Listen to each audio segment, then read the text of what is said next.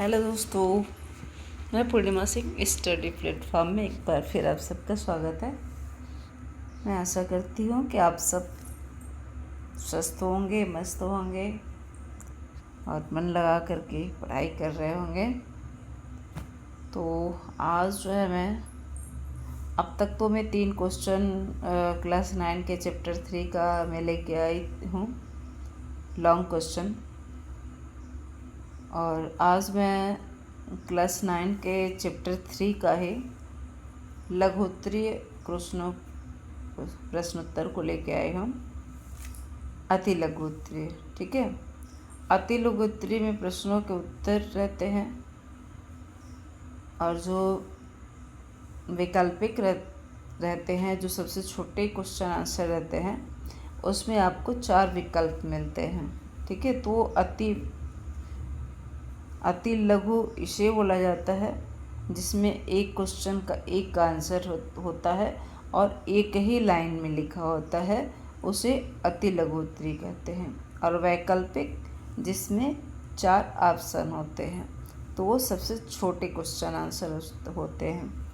ठीक है, तो चलिए आगे चलते हैं हम लोग। इसमें एक क्वेश्चन का PDF नहीं बन पाया, उसके लिए क्षमा चाहते हैं।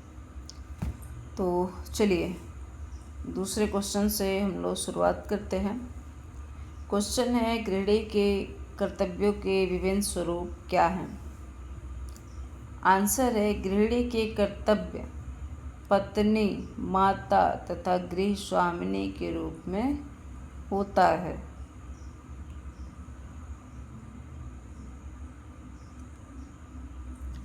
तीसरा क्वेश्चन है, कार्य व्यवस्था पर प्रभाव डालने वाले कोई 2 कारक लिखिए।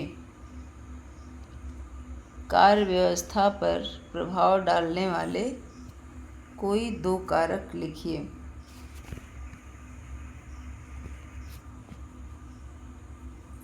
कोई 2 कारक लिखिए। ठीक है, तो पहला है आपका, कार्य व्यवस्था पर प्रभाव डालने वाले 2 प्रमुख कारक हैं, पारिवारिक आय तथा दूसरा है उचित व विवेकपूर्ण आयोजन, नियंत्रण व मूल्यांकन। ओके, आयोजन, नियंत्रण व मूल्यांकन। उसके बाद से आपका चौथा क्वेश्चन है, यदि किसी कार्य को करने के लिए उपकरण का प्रयोग करना है तो वह किस प्रकार का होना चाहिए? आपका आंसर है, चौथा क्वेश्चन है ये वाला, कि यदि किसी कार्य को करने के लिए उपकरण का प्रयोग करना है तो वह किस प्रकार का होना चाहिए? आंसर है, उत्तम उपकरण का प्रयोग करना चाहिए जो कार्य में दक्षता के साथ श्रम, संयम व अर्थ की बचत कर सके। ओके, चलिए आते हैं 5वें क्वेश्चन पे, कार्य व्यवस्था किसे कहते हैं? तो उत्तर है, गृह कार्यों को सुचारू रूप से चलाना। सुचारू रूप से चलाने का मतलब आप लोग समझ रहे होंगे, नियमित रूप से, माने कि हर एक चीज़ का नियम होता है कि हम किस तरह से उसको फॉलो करेंगे। ठीक है, जिस तरह से आप कोई अकाउंट बनाते हैं तो उसमें एक नियम होता है ना कि पहले हम कौन सा अक्षर लिखेंगे, उसके बाद से क्या लिखेंगे, पहले नाम लिखेंगे कि पहले टाइटल लिखेंगे, फिर अपना पता लिखेंगे, क्या कैसे कैसे कौन कौन सा कॉलम जो दिया रहता है उसके अनुसार हम उसको जो है भरते चले जाते हैं। तो उसी तरह से घर के कार्य भी होते हैं जिनको व्यवस्थित करने के लिए हम उसको सुचारू, मतलब कि एक उसका जो नियम कानून होता है, सुबह से लेकर शाम तक की जो भी व्यवस्था होती है उस व्यवस्था के अनुसार से देखना है, सुचारू रूप से चलाना कहा जाता है। ठीक है, चलिए 6वें क्वेश्चन पे, छोटे व नियोजित परिवार क्यों सुखी रहते हैं? छोटे, आंसर है, छोटे व नियोजित परिवार इसलिए सुखी रहते हैं क्योंकि उनके लिए कार्य व्यवस्था की योजना बनाना उसे लागू करना और निपुणता के साथ चलाना संभव हो सकता है। इसके अतिरिक्त सीमित आय के अंतर्गत कम लोगों पर उचित व्यय किया जा सकता है। मैंने कि अगर आपके परिवार छोटे हैं तो हमारी जो आय होगी वो हमको बस उतने में ही खर्च करना होगा।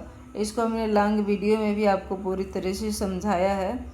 इसको आप लोग एक बार वहाँ पे जाके देख लीजिएगा लॉन्ग वीडियो, ठीक है। कि छोटे परिवार और बड़े परिवार में कार्य व्यवस्था वाला जो क्वेश्चन है ना उसमें है छोटे परिवार और बड़े परिवार में क्या अंतर है। जैसे एक माता पिता के अगर 2 बच्चे हैं तो उनकी जो भी आमदनी होगी, मान लीजिए सिर्फ पिता ही कमाता है, उसी के द्वारा आय जो है घर में आता है, उसी के द्वारा धन घर में आता है, तो वो बस उन दोनों बच्चों पे खर्च करेगा। पर हमारा परिवार अगर बड़ा है, उन्हीं के मान लीजिए एक माता पिता के ही अगर 5-6 बच्चे हैं तो परिवार बड़ा हो जाता है। और परिवार बड़ा होगा तो हमारी आमदनी तो वही रहेगी पर खर्चा तो हमारा बढ़ेगा ना। तो इसलिए कहा जाता है कि अगर परिवार छोटा रहता है तो वो सुखी रहता है, क्योंकि उसकी सारी आवश्यकताओं की पूर्ति हो जाती है। चलिए आगे चलते हैं। उत्तम कार्य व्यवस्था के लिए क्या मूल उद्देश्य होने चाहिए? आंसर है उत्तम कार्य व्यवस्था के लिए मूल उद्देश्य समय व धन की बचत करके योजनाबद्ध तरीके से कार्य व्यवस्था करना, ताकि परिवार के सभी सदस्यों की संतुष्टि हो सके। फिर से एक बार आंसर सुन लीजिए। उत्तम कार्य व्यवस्था के लिए मैंने कि अगर आप बहुत अच्छा अपने कार्य की व्यवस्था करना चाहते हैं तो मूल उद्देश्य क्या होता है? मूल उद्देश्य होता है समय व धन की बचत करके। माने आप कार्य इस तरह से करें कि उसमें ज़्यादा समय भी ना लगे और हमें ज़्यादा धन की भी व्यय उसमें ना करना पड़े। हम समय और धन दोनों की बचत कर सकें। योजनाबद्ध तरीके से कार्य व्यवस्था करना, तो अगर हम योजना बना के किसी कार्य को करते हैं तो बाद में उस कार्य के लिए हमें सोचने समझने में अपने समय और अपनी ऊर्जा को नष्ट नहीं करना पड़ता है, ठीक है, ताकि परिवार के सभी सदस्यों की संतुष्टि हो सके। अगर हम कोई भी कार्य व्यवस्था जो है सोच समझ के करते हैं, चलते हैं उस पर, तो हमारे पूरे परिवार के सदस्य जो है संतुष्ट रहते हैं। चलिए आगे चलते हैं। गृहिणी के 2 साप्ताहिक कार्य बताइए। आंसर है पूरे घर की सफाई तथा वस्त्रों, विशेषकर बिस्तरों को धूप दिखाना, ठीक है। और 9वां क्वेश्चन है, गृहिणी घर की आय में कैसे वृद्धि कर सकती है? तो इसका तो बहुत ही प्यारा सा आंसर है कि किसी प्रकार के घरेलू व्यवसाय करके। अगर उसकी घर की मैंने कि उसके पति की आय उतनी अच्छी नहीं है कि हमारे पूरे घर का खर्चा अच्छे से चल पाए, तो कुछ घरेलू व्यवसाय कर सकती है अपने व्यवस्था को देखते हुए। बहुत लोग जो है घरों में ये व्यवस्थाएं नहीं कर पाते हैं समाज को देखते हुए। उनके पास वो गुण होते हैं, वो चाहे तो सिलाई कर सकती हैं वो औरतें से। और भी मान लीजिए टिफ़िन बनाने वाला काम इस समय बहुत तेज़ी से हो रहा है, तो वो भी कार्य कर सकती हैं कि कुछ लोगों का टिफ़िन जो है, जैसे 10 लोगों का ले ली कि 10 लोगों का मैं टिफ़िन तैयार करके दूंगी, तो उससे भी अच्छी खासी आमदनी हो जाती है। पर लोग समाज के डर से अपने घर की स्थिति को सुधार नहीं पाते हैं कि लोग क्या कहेंगे, पर इस बात को ध्यान में रखना चाहिए पर 100% नहीं, 10% रखिए। अगर आप कोई अच्छा काम करने जा रहे हैं तो, अगर बुरा काम करने जा रहे हैं तब तो पूरा 100 का 100% रखना पड़ेगा कि लोग क्या कहेंगे। चलिए आगे चलते हैं। प्रश्न संख्या 10, कार्य की व्यवस्था में कार्य विभाजन का क्या लाभ है? उत्तर, कार्य की व्यवस्था के लिए परिवार के सभी सदस्यों का सहयोग प्राप्त हो जाता है। यह व्यवस्था में कुशलता प्राप्त करने के लिए आवश्यक है। फिर से एक बार आंसर सुन लीजिए। कार्य की व्यवस्था के लिए परिवार के सभी सदस्यों का सहयोग प्राप्त हो जाता है। यह व्यवस्था में कुशलता प्राप्त करने के लिए आवश्यक है।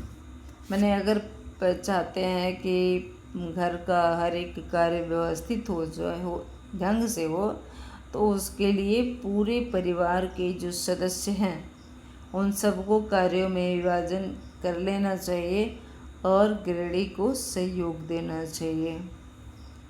गृहिणी को सहयोग देने से मतलब है कि आप चूल्हा चौकी ना करो। चूल्हा चौकी करने को नहीं कहा जा रहा है। यहाँ पे ये कहा जा रहा है कि जैसे अगर कोई खाना खाया तो जहाँ बर्तन धुलाता है वहाँ ले जाके रख दे। नहा धो के आया तो तौलिया ऐसे बेड पे या फिर किसी दरवाजे पे ना फेंके।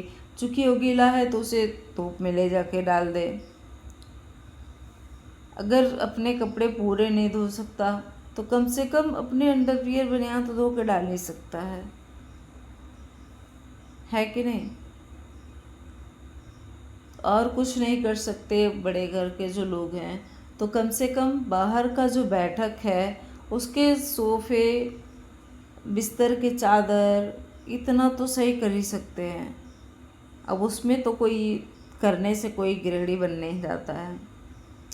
ठीक है, तो ये अपने सोच के ऊपर निर्भर करता है कि आप कैसा सोचते हैं। चलिए आगे चलते हैं। प्रश्न नंबर 11 पे, उत्तम कार्य व्यवस्था में कार्य विभाजन के क्या लाभ हैं?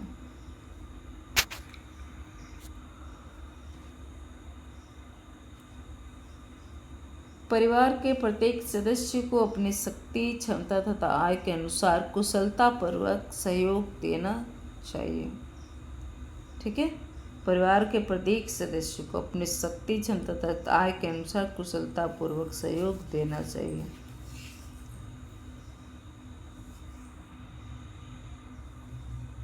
देखिए क्वेश्चन दोनों जो है 10वां और 11वां, तो कार्य की व्यवस्था में कार्य विभाजन का क्या लाभ है और उत्तम कार्य व्यवस्था में कार्य विभाजन के क्या लाभ हैं। तो वो कार्य व्यवस्था सिर्फ दिया गया और ये उत्तम कार्य व्यवस्था माने कि जो घर में हमेशा सुख शांति रखे ऐसी व्यवस्था करने से हमें क्या लाभ होता है। ये कि सबको लाभ होता है क्योंकि सब लोग सहयोग दे रहे हैं तो वो सब, चूँकि घर साफ सुथरा और अच्छा रहता है तो सबके लिए अच्छा होता है, सबके मन को शांति मिलती है। तो चलिए आगे चलते हैं। 12वां क्वेश्चन है, गृहिणी के लिए रसोई घर में उपयोग करने के लिए 2 वैज्ञानिक उपकरण, प्रेशर कुकर तथा गैस का चूल्हा 2 ऐसे वैज्ञानिक उपकरण हैं जो रसोई घर के लिए उपयोगी हैं। ठीक है,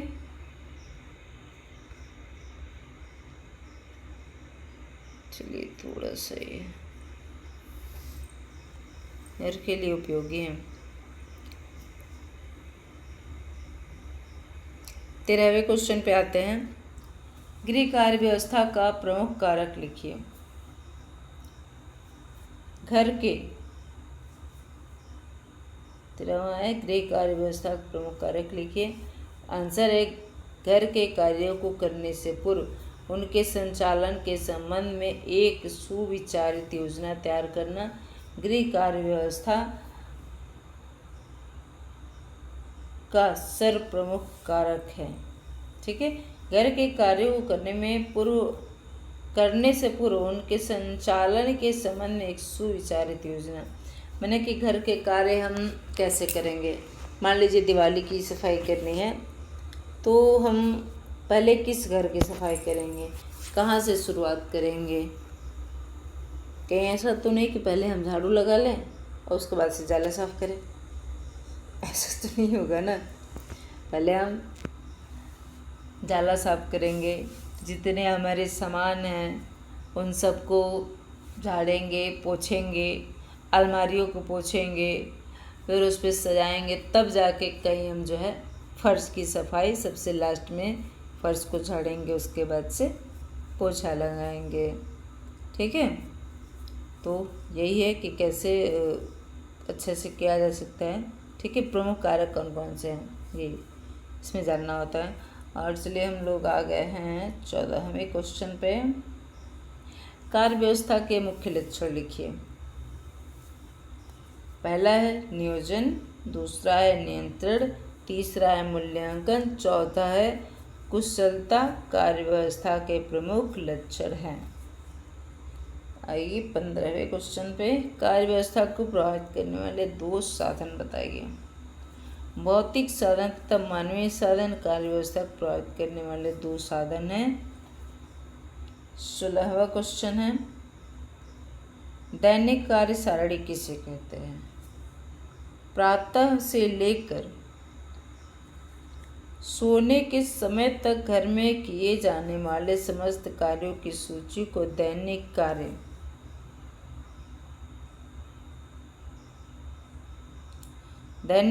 सारणी कहा जाता है।